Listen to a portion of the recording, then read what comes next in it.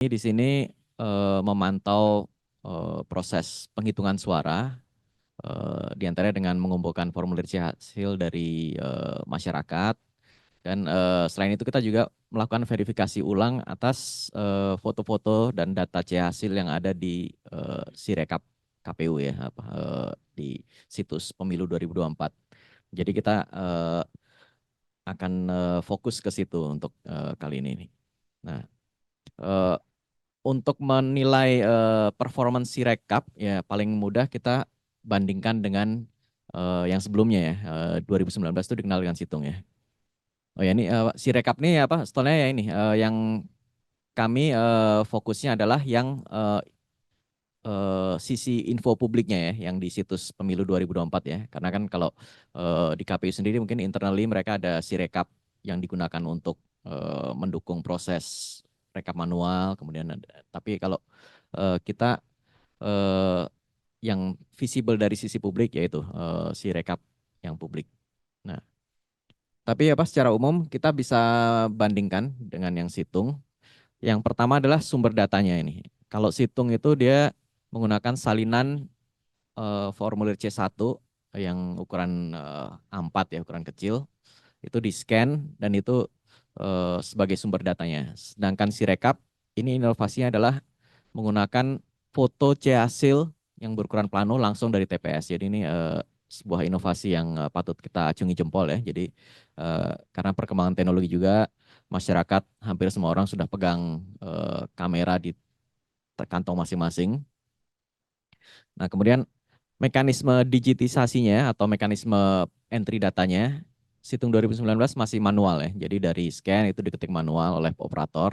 Sedangkan Sirkap 2024 juga sudah menggunakan penerapan teknologi OCR ya atau OMR, Optical Character Recognition. Jadi eh, ini juga sebuah inovasi yang sangat kita acungi jempol. Ya, kemudian dari sisi operator Situng 2019 itu adalah petugas KPUD Kabupaten Kota.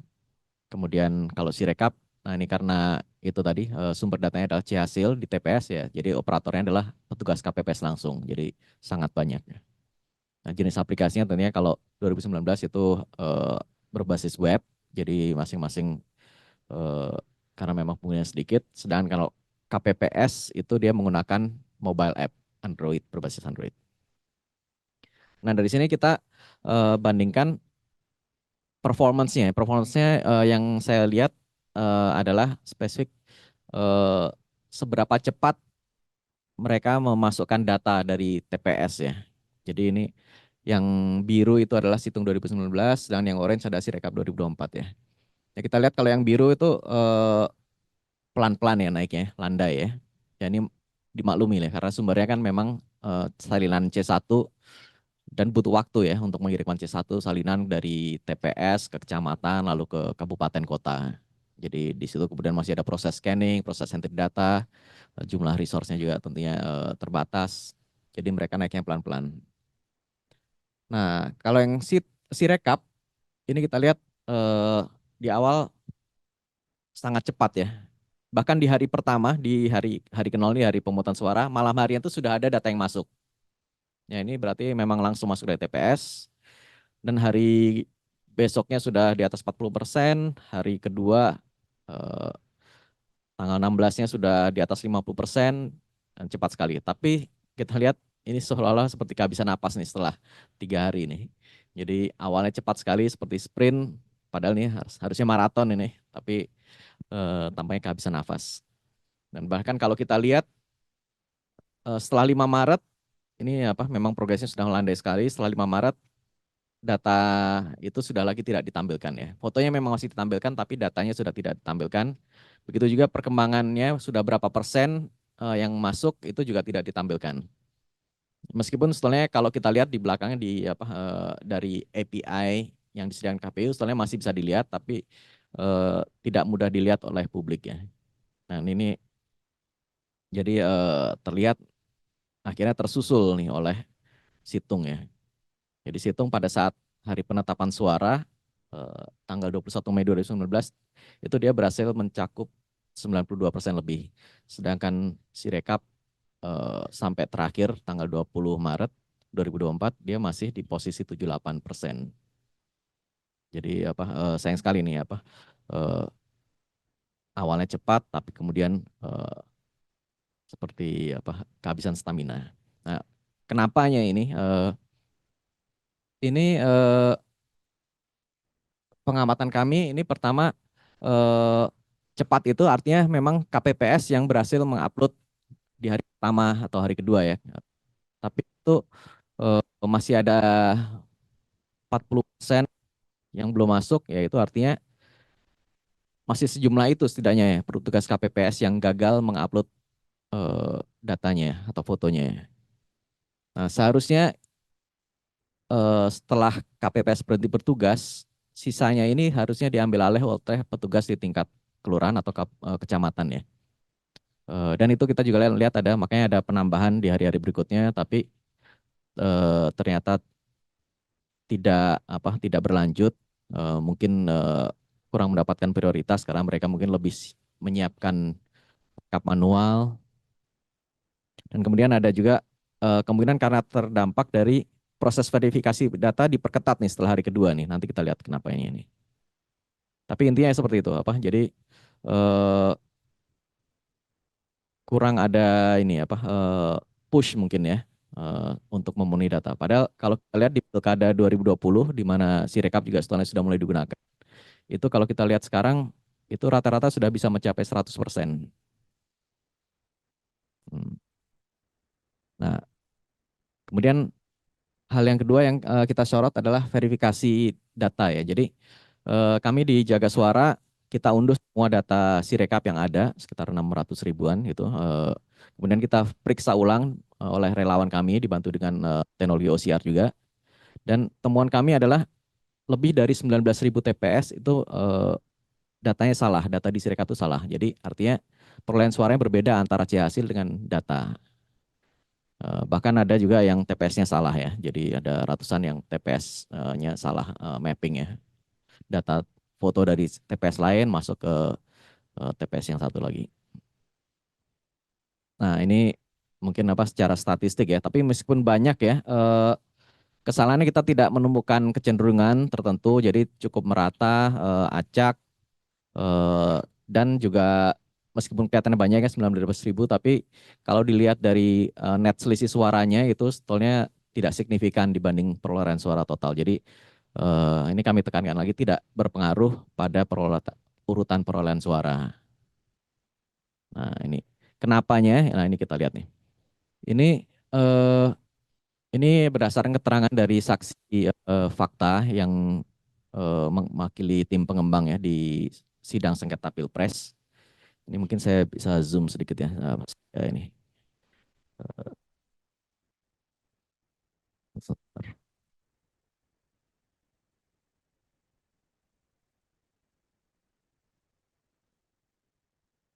Oke, ini proses di Sirekap ya. Jadi kotak sebelah kiri itu adalah tugas dari KPPS untuk memotret formulir. Kemudian yang kedua penandaan kesesuaian. Jadi eh, ini yang membedakan Pilpres dengan pemilihan legislatif atau dengan Pilkada 2020. Jadi aplikasi Sirekap Mobile itu tidak mengizinkan KPPS untuk mengkoreksi data di perolehan suara Pilpres ya. Tapi kalau untuk DPR atau bahkan dulu di Pilkada 2020 itu mereka bisa mengkoreksi. Jadi kalau OCR-nya salah, mereka bisa perbaiki. Tapi eh, KPU tampaknya memutuskan untuk khusus untuk Pilpres itu KPPS tidak bisa mengkoreksi, tapi hanya bisa memberi indikator, memberi flag, memberi tanda bahwa oke, ini angka hasil pembacaan OCR itu sudah sesuai atau tidak sesuai, seperti itu. Nah ini mungkin apa? Saya rasa pertimbangan tebakan saya pertimbangan KPU mungkin dia tidak ingin ada takut ada KPPS nakal gitu ya. Mungkin angkanya udah benar malah dia edit-edit. Jadi dia malah oke nggak boleh edit, hanya boleh kasih flag. Nah, ini masalahnya apa? Kemudian data flag ini digunakan di proses selanjutnya di Sirekapnya itu sendiri. Jadi kalau ada flag bahwa tidak sesuai, ya ini petugas KPU daerah atau kota akan memperbaiki, akan periksa ulang, perbaiki. Tapi kalau tidak ada flag, artinya apa? Atau diberi tanda bahwa ini sudah sesuai, ini prosesnya langsung masuk ke publikasi dan langsung masuk ke rekap. Nah, ini apa? Jadi asumsinya KPU, KPPS itu akan teliti ya dalam memeriksa data. Tapi asumsi ini tampaknya tidak tepat ya. Jadi ternyata banyak yang nggak dikasih flag. Jadi artinya dianggap sudah sesuai. Padahal ternyata ya tidak sesuai. Ini yang akibatnya masuk banyak data salah di Sirekap. Dan apa KPU sendiri akhirnya menyadari ini dan baru setelah hari kedua proses otomatis ini dihentikan. Jadi mungkin ini kemungkinan ada impact-nya ke tadi ke progres data masuk tadi jadi melambat ya karena akhirnya semua yang dari KPPS itu tidak otomatis masuk tapi diperiksa ulang jadi melambat. Cuman itu mungkin karena ketidaksiapan juga tim verifikasi di pusat untuk menerima data segitu banyak akhirnya eh, makin melambat dan akhirnya malah tidak tuntas ini. Ya, ini jadi eh, nah kemudian permasalahan ketiga kalau sudah ada yang salah seperti itu seharusnya kan diperbaiki ya, setidaknya itu harapan kita ya. Tapi eh, per terakhir pengumuman ya tanggal 20 Maret ya, kita monitor dari 19.000 yang salah itu yang sudah diperbaiki itu baru eh, sekitar 3.000 ya, 16%, 80% lebih belum diperbaiki. Jadi eh, banyak sekali yang nggak diperbaiki. Meskipun kita perlu kasih catatan ini, kesalahan-kesalahan ekstrim tadi yang jumlahnya ratusan itu rata-rata sudah diperbaiki.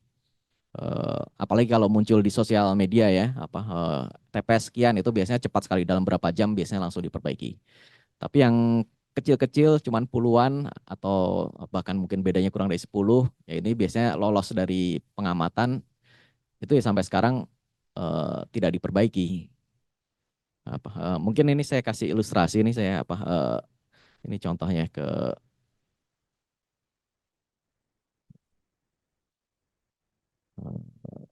ya mana ya. Nah, ini website yang sudah familiar ya. Ini saya ambil satu contoh nih di Aceh Selatan eh, apa ini Truman Timur Pantorimba ya. Jadi seharusnya 169, 79 dan 40 dan satu ya. Nah, ini memang sudah tidak ada data yang ditampilkan, data perolehan suaranya dihilangkan. Tapi kalau kita lihat jeroannya ya, kita lihat dari API-nya, itu sebenarnya masih ada datanya nih. Ini apa di sebelah kanan ini. Jadi ini 5 yang angka pertama ini 100025 kelihatan nggak ya? 597444 itu adalah perolehan suara yang ada di data Sirekap. Jadi masih tidak sesuai dengan angka realnya di sini. Nah, tapi memang kesalahan ini itu sebetulnya tertangkap di rekap manual ya. Ini jadi kalau kita lihat di formulir di hasilnya untuk kecamatan tersebut, untuk TPS tersebut 169791. Ya, coba kita lihat kembali lagi ke sini. Mana tadi ya?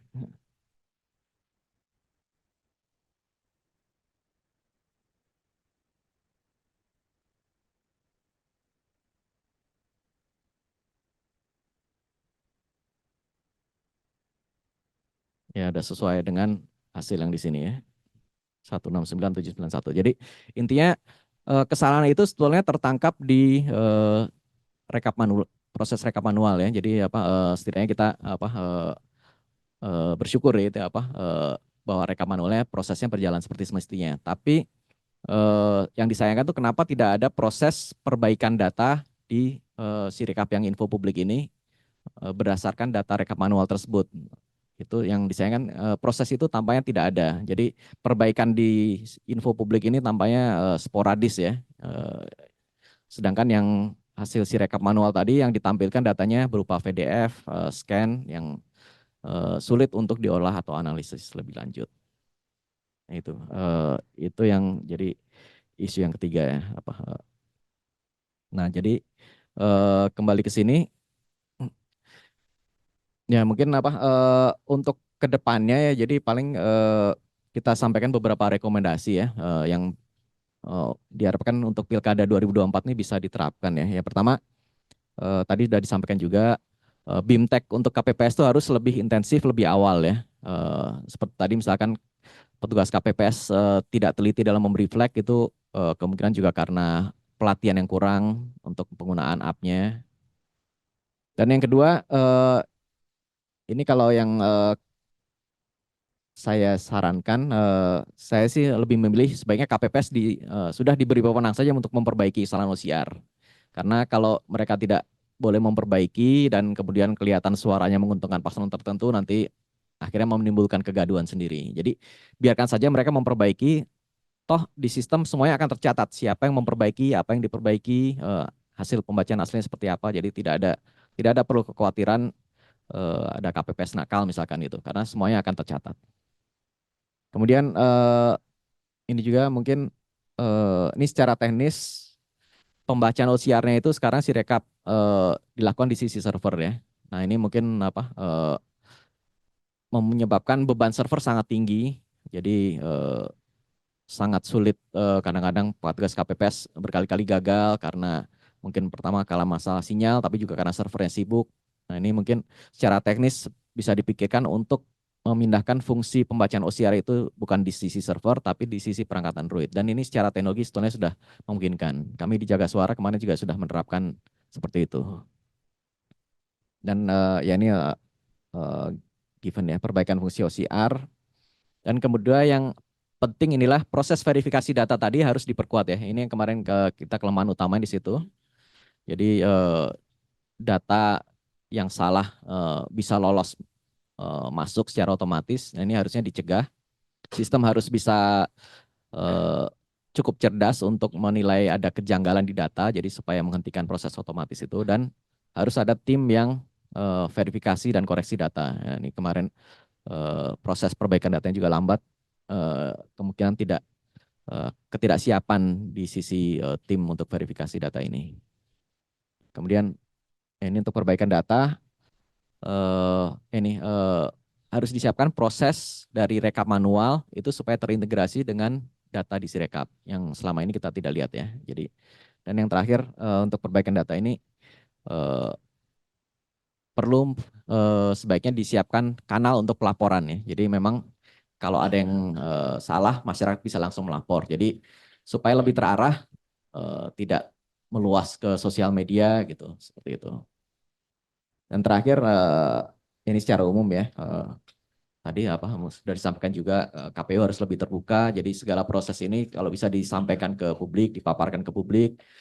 Proses-proses tadi mungkin mungkin tidak terpikir ya. Seperti ya sudah kalau KPPS sudah memberi flag ini sesuai, ya udah anggap aja itu udah benar langsung masuk. Tapi ternyata kenyataannya seperti itu. Jadi kalau dipaparkan ke publik, harapannya akan lebih banyak orang yang melihat, orang yang memberi masukan dan ya diharapkannya semuanya akan jadi lebih baik.